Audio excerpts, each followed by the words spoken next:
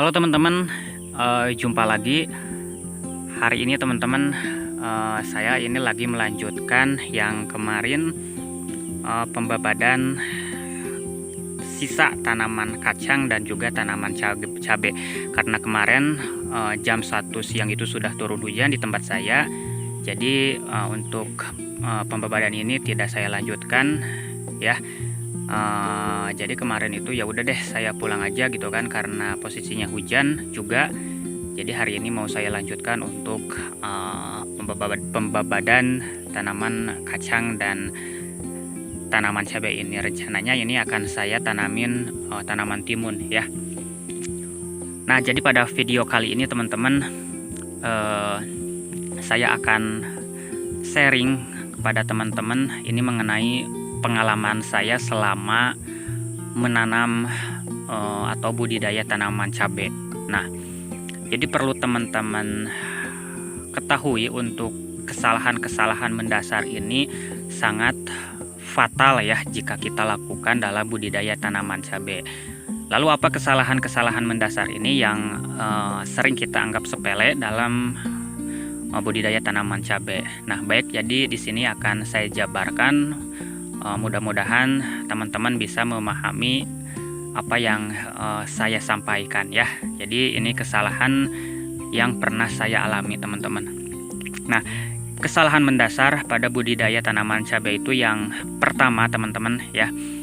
Yang pertama itu yaitu tinggi bedengan. Nah, ini kesalahan yang mendasar itu dari tinggi bedengan ya.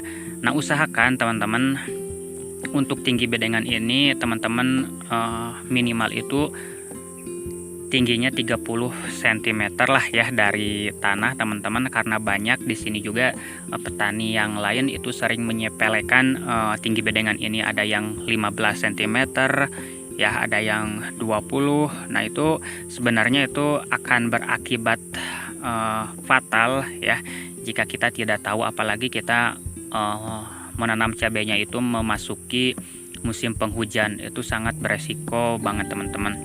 Nah, usahakan jadi untuk bedengan ini paling tinggi itu 30 cm ya. Itu pengalaman saya 30 cm. Kemudian untuk lebar bedengannya itu teman-teman bisa menggunakan jarak 100 cm atau 1 meter ya.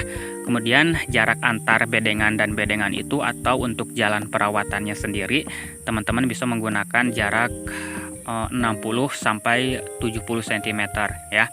Nah, dan waktu itu saya juga pernah mengalami untuk jarak bedengannya itu antar bedengan ke bedengan itu hanya 30 cm teman-teman. Jadi ketika tanaman cabainya sudah mulai memasuki usia generatif ya, itu rapat banget teman-teman ya, dari cabai yang bedengan sebelah sini dan yang sebelahnya itu sangat rapat banget. Dan itu jika tidak terkena cahaya matahari ya, nah itu akan menyebabkan kelembaban di bawahnya itu sangat tinggi teman-teman. Itu beresiko banget, nanti akan menyebabkan busuk batang ya, busuk batang, kemudian bercak daun dan juga layu fusarium itu juga bisa terjadi ya.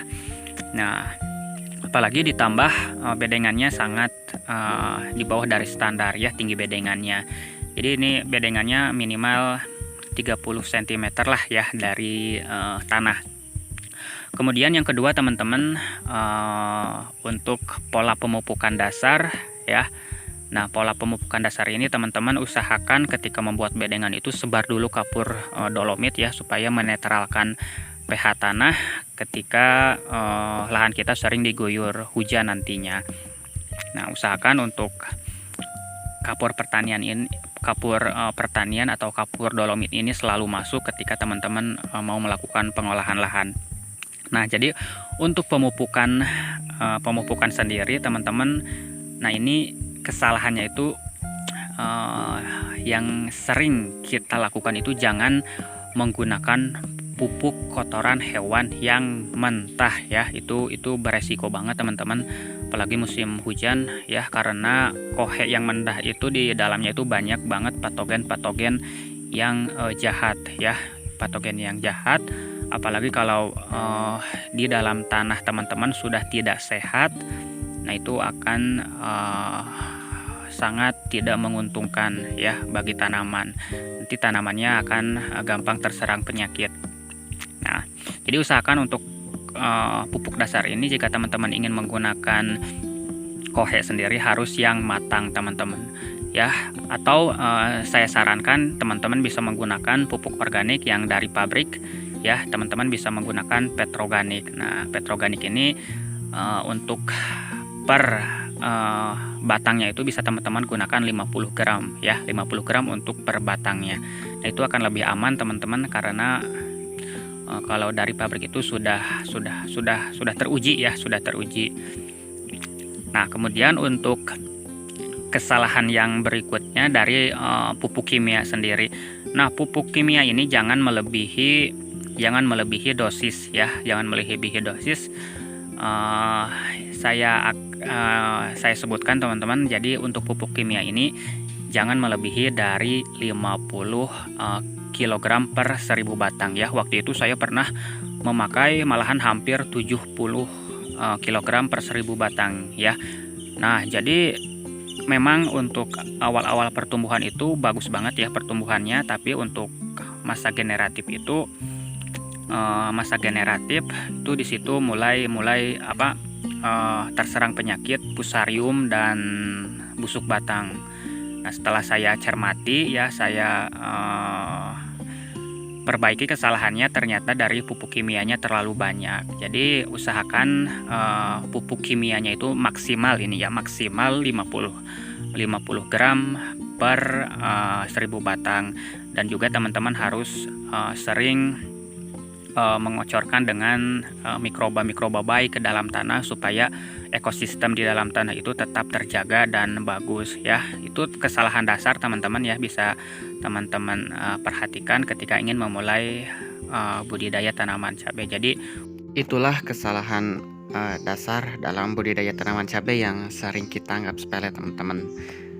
Oke, nanti kita akan lanjut lagi teman-teman kesalahan-kesalahan berikutnya dalam budidaya tanaman cabai. Terima kasih. Assalamualaikum warahmatullahi wabarakatuh.